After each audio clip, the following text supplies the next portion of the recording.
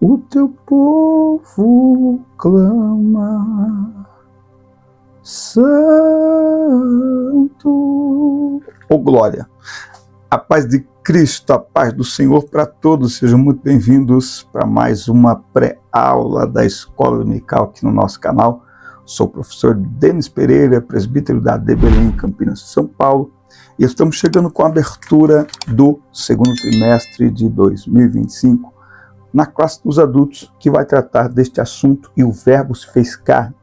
Jesus sobre o olhar do apóstolo do amor. Lição esta comentada pelo pastor, professor e mestre Elienay Cabral. Que Deus abençoe o pastor, continue dando a ele graça para continuar nos ensinando a palavra de Deus. Se você não estiver inscrito no canal ainda, inscreva-se e ative as notificações, dá like no vídeo e deixe aí o seu comentário. O seu comentário, ele nos direciona, mostrando até onde o nosso conteúdo está chegando, onde estamos acertando, onde estamos errando. Então é muito importante você deixar aí o seu comentário. Inclusive, nos próximos vídeos eu vou começar a colocar em destaque os seus comentários por aqui, e o seu comentário pode virar tema de um novo vídeo por aqui também. Aqui na descrição do vídeo tem todas as minhas redes sociais, incluindo meu WhatsApp, por onde você entra em contato comigo, diretamente comigo, para falarmos sobre uma data de uma possível participação nossa, ministrando a palavra de Deus na sua igreja, no seu departamento, no seu evento, culto, congresso, acampamento, vigília, consagração, culto de ceia. Estamos aí à disposição dos irmãos, conferência, estamos aí à disposição. No Instagram tem trechos das minhas viagens, ministrando aí a palavra de Deus.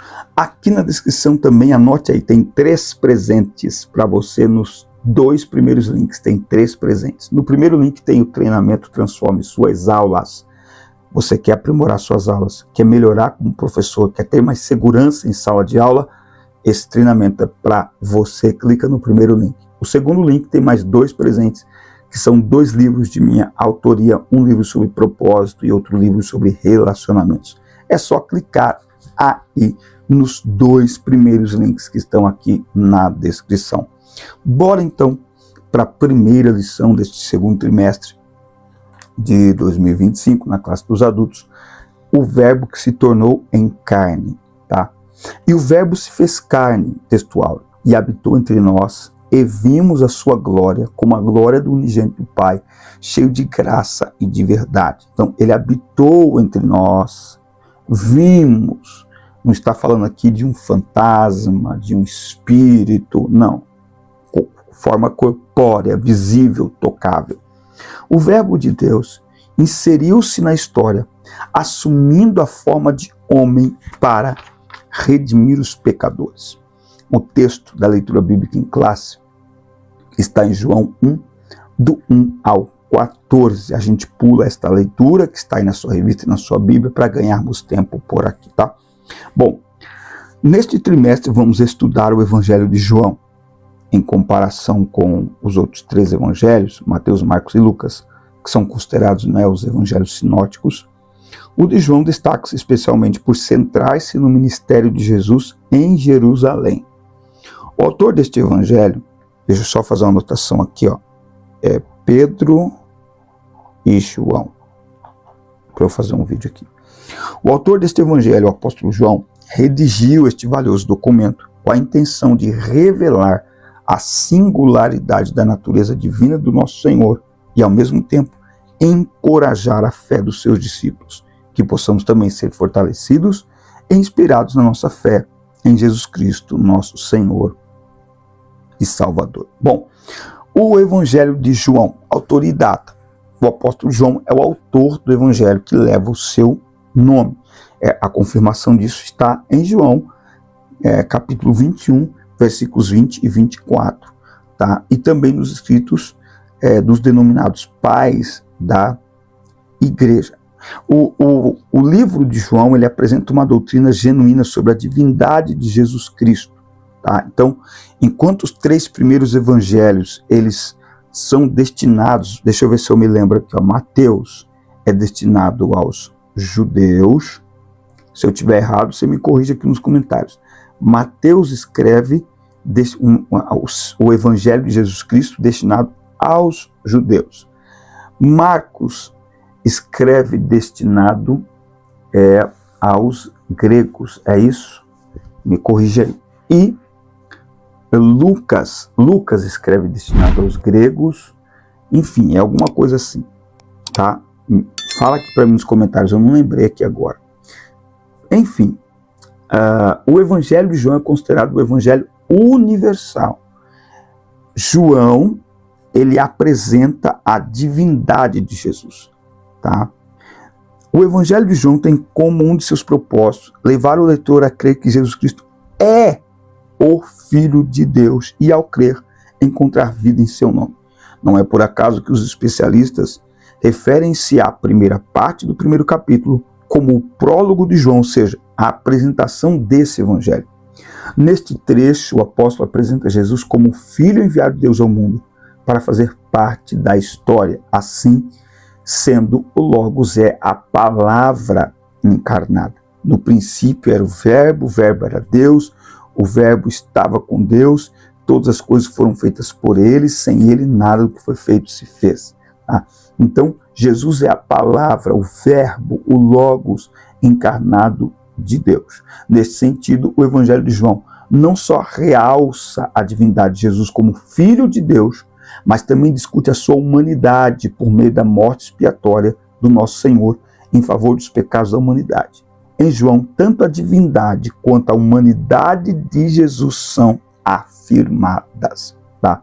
Eu já disse que eu acho fantástico como a Bíblia mostra a humanidade de Jesus. Eu acho fantástico isso. A Bíblia mostra a divindade de Jesus, mas também mostra de forma intencional a divindade de Jesus. Bom, tópico 2, Jesus o Verbo de Deus, né? A revelação que ultrapassa o passado. Quando o apóstolo João redigiu a introdução do primeiro capítulo do seu evangelho, no princípio era o Verbo, é provável que tenha como referência Gênesis 1:1, né? Então, ele mostra que o Verbo é Deus no princípio, possuindo assim uma existência infinita, ou seja, não tem começo nem fim. Assim, muito além do passado, desde o princípio, o Verbo já existia com Deus, estava com Deus e é Deus. Então, no princípio era o Verbo, né? E veja que no princípio era o Verbo, ele está fazendo uma alusão lá a Gênesis 1, quando diz no princípio criou Deus os céus e a terra. Quando aquilo está sendo criado, o Verbo já era. Ele não era ali na criação, ele era, eita glória, antes da criação, antes da fundação do mundo. Tá? Tal como Deus é eterno, também o Verbo o é, até porque o Verbo é Deus. Mais adiante em Apocalipse, o apóstolo João descreve o Verbo como o Alfa e o Ômega. Vamos olhar esse texto aqui de Apocalipse, quando Jesus aparece para João, capítulo 1:8, eu sou o Alfa e o Ômega, o princípio e o fim, diz o Senhor, que é, que era e que há de vir o Todo-Poderoso. Então ele era, antes de todas as coisas, eu sou. Isaías 43:13. Antes que houvesse de eu sou. Então ele já era, antes de tudo, existir.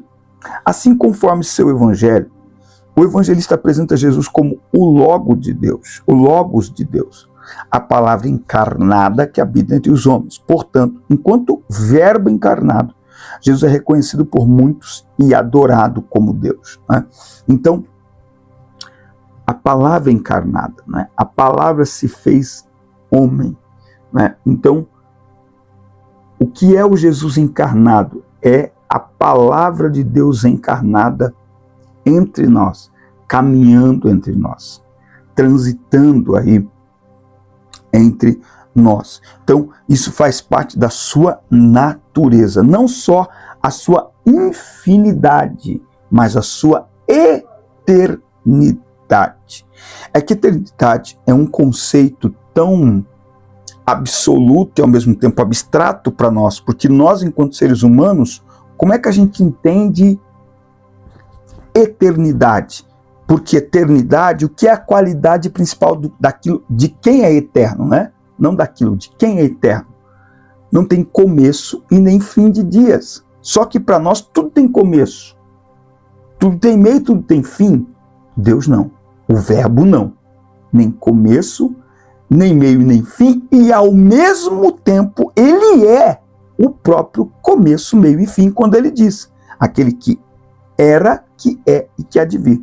Desde quando ele era? Desde sempre. Como é que a gente entende isso? Pela fé. Você sabe que tem muita gente, principalmente muitos jovens, que eles estão indo para a faculdade e eles, eu digo que nós precisamos, uma das orações que nós mais precisamos fazer é que Deus nos dê uma mentalidade espiritual, porque a mentalidade carnal está afastando muito crente da presença de Deus, porque a mentalidade carnal não é capaz de discernir aquilo que só se discerne espiritualmente. 1 Coríntios capítulo 2. Não é? Então o conceito de eternidade, de forma carnal, a gente não entende. E de forma espiritual, a gente aceita. Talvez a gente não compreenda plenamente. A gente aceita, a gente crê pela fé, a gente estuda, a gente esmiuça o assunto e amém, amém. Mas com uma mentalidade espiritual, com a mentalidade carnal, aí não aceita, recusa, questiona, e sem perceber, tem muito crente, principalmente muitos jovens, que começam a questionar o que está na palavra de Deus, e sem perceber, quando abrem os olhos, estão distantes do Senhor, porque não creem mais nada. Por quê? Porque se deixa ser tomado por uma mentalidade carnal, que Deus tenha misericórdia de nós. Bom, tópico 2.3 aqui, ó, no princípio era o verbo. Como já referimos, no grego do Novo Testamento, a palavra que se traduz por verbo é logos, significa palavra. O conceito de logos traz consigo a noção de expressão, tanto da razão quanto da linguagem. Nesse sentido, a forma mais adequada de compreender este termo relaciona-se com as maneiras pelas quais Deus se manifesta ao ser humano. Assim, o conceito mais apropriado para logos encontra-se em Jesus, que representa a expressão da divindade, a revelação de Deus. Isso é fantástico, né? Isso é maravilhoso. E, de novo, é preciso ter uma mentalidade espiritual. A Bíblia diz lá em 1 Coríntios que o homem espiritual discerne todas as coisas e por ninguém ele é discernido. E que as coisas espirituais se discernem espiritualmente. A mentalidade carnal não pode discernir aquilo que é espiritual. Ô glória! Olha só, se você já se inscreveu aqui no canal, se não se inscreveu ainda, inscreva-se e ative as notificações, dá like no vídeo e deixa aí seu comentário, que é muito importante para nós. Deixa aí alguma coisa que acrescente a nossa aula e nos ajude a chegar a 30 mil inscritos por aqui. Faltam só 400 inscritos. Eu conto com você.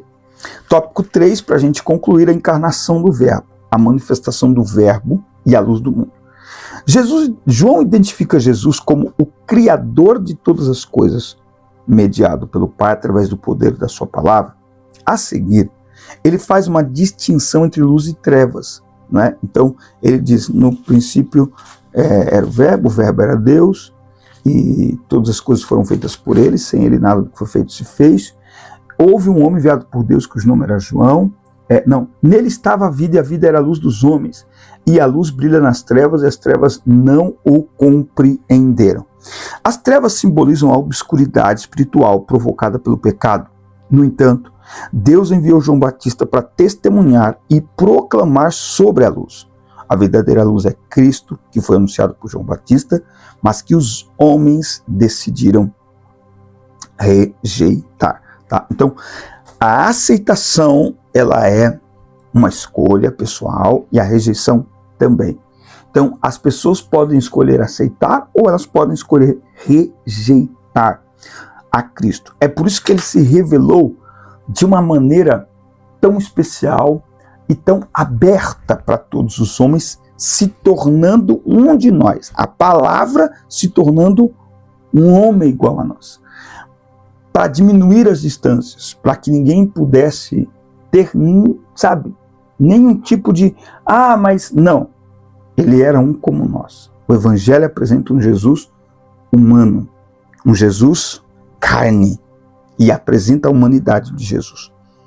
Bom, o privilégio de nos tornarmos filhos de Deus. Enquanto Israel rejeitou a bênção da salvação através da obra do Calvário, Deus ofereceu a todas as pessoas, independentemente da sua raça, etnia ou língua, a oportunidade de serem filhos de Deus pela fé no nome de Jesus. Veio para os seus, mas os seus não receberam. Mas a todos quantos o receberam, deu-lhes o poder, deu-lhes o direito de se tornarem filhos de Deus, aqueles que creem em seu nome. Não é? Então veja, qual é o pecado que vai lançar muita gente no inferno, inclusive muita gente boa? A incredulidade. A incredulidade. Eu digo que, você pode discordar ou não, falar para mim nos comentários, mas eu digo que a incredulidade, ela é a mãe de todos os pecados. É a partir da incredulidade que o homem se entrega a todo tipo de pecado, certo? Porque quem crê em Deus, se entrega a Ele e vai abandonando qualquer outro tipo de pecado, né? Mas é a incredulidade, é o grande problema do ser humano. Por quê? Jesus diz assim em João 3,16. Como que é? Eita, fugiu aqui agora, vamos ler. Vamos ler.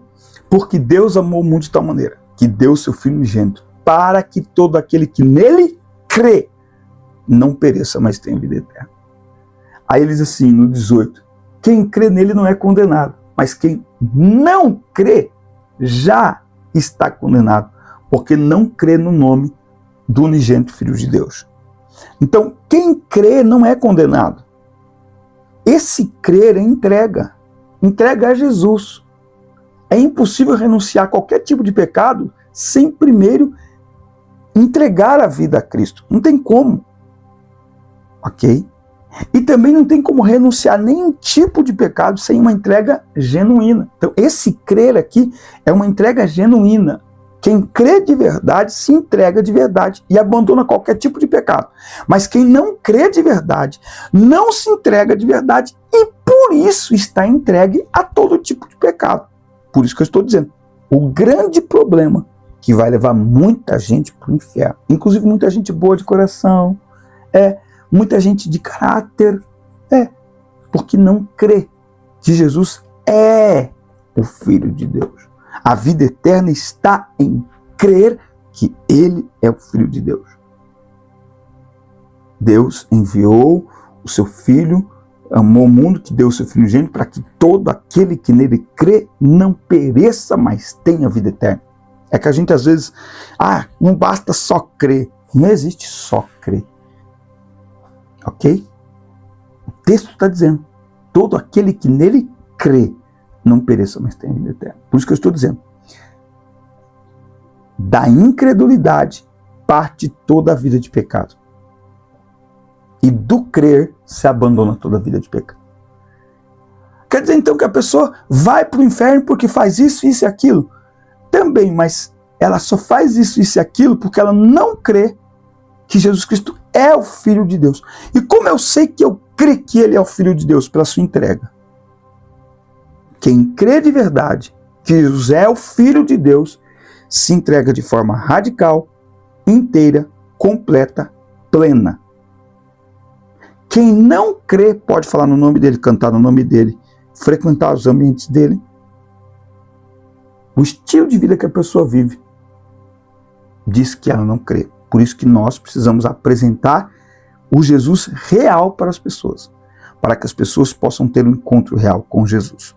Bom, a frase "o verbo se fez carne" sugere a humanização de Jesus, que passou a viver entre os homens. O termo verbo possui uma conotação muito mais rica e profunda do que qualquer conceito filosófico. Deus entrou na história.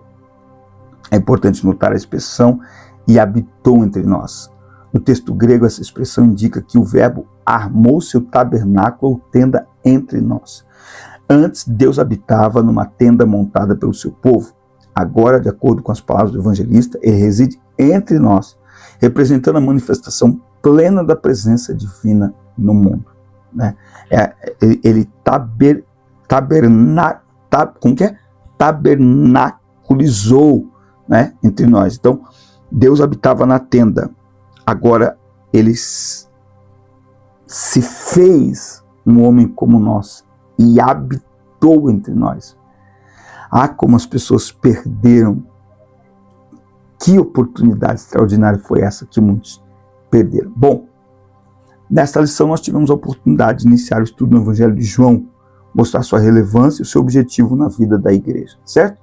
Na próxima aula falaremos sobre o novo nascimento. Gente, essa é uma aula e é uma lição poderosa, hein? Pensa, verdadeira adoração na lição 3. Jesus, meu Deus, ó, aulas tops, você não pode perder. Nos vemos aqui na próxima semana para estudarmos juntos a lição 2. Deixa seu comentário aí, inscreva-se, ative as notificações e até o nosso próximo encontro. Até a próxima semana. Deus abençoe todos vocês.